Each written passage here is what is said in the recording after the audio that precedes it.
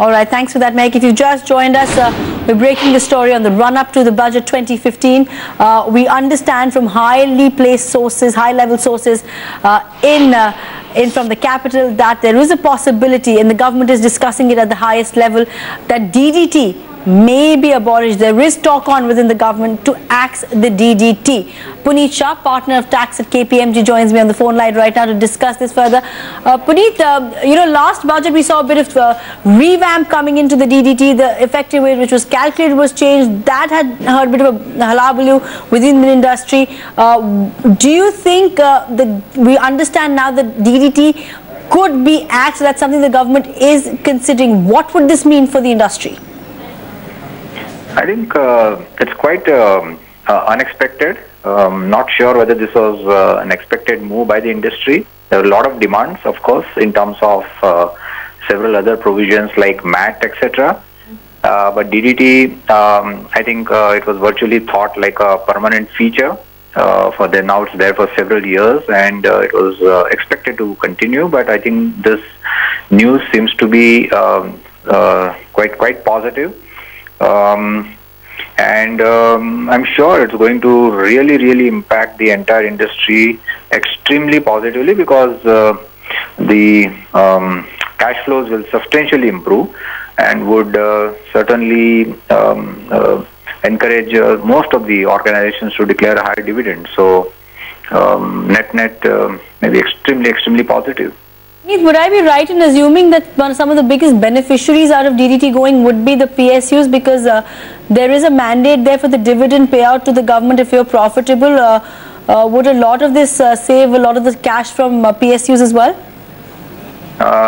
Absolutely.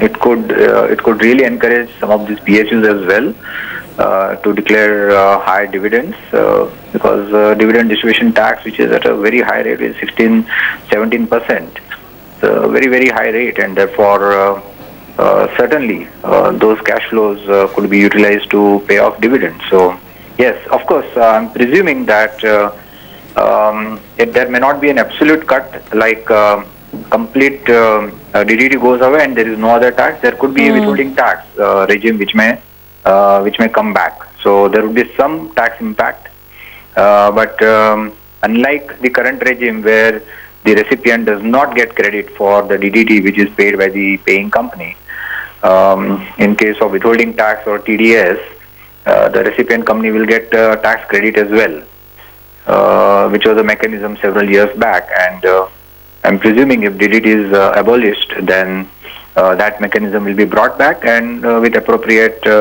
TDS and tax credit mechanism. So Puneet, if I hear you correctly, what you're saying is that the probability of a revamp on how this taxation is actually collected and sort of be hand in hand with what the industry would actually want is more likely than a complete goodbye to DDT with no replacement.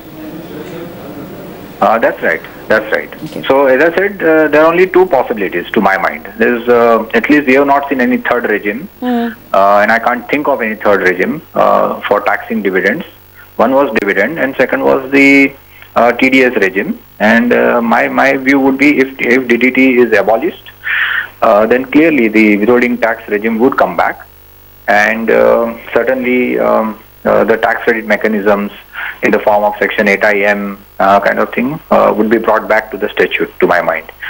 Of course, we will also look at cross-border dividend payments, again to the FDI and the FPI, FII investors, which again would be very significant, because again, tax credit mechanism cross-border functions quite differently based on tax treaties, etc. So again, there will be different tax credit mechanism which would apply. But again, DDT goes away, and therefore